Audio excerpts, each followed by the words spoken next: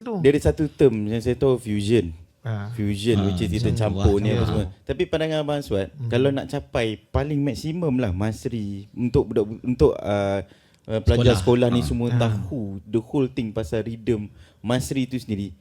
Baik fusion ke ataupun darbuka, rig, daf ke, macam mana? Kalau macam ni Abang Swat sendiri kalau untuk buat satu arrangement, yang pertama sekali kita nak menampakkan lagu tu Masri contohnya lagu yang mula-mula sekali starting tu pada first verse intro tu kita akan main, contohlah kita main unison semua.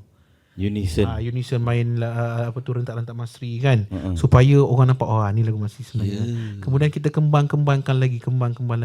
Jangan main benda yang sama. Contohlah first verse kita main macam tu. Kemudian masuk kepada apa tu pre-chorus ke apa kan. Kita janganlah main benda yang sama juga. Mungkin tadi maksum A kita main, sekarang ke maksum B.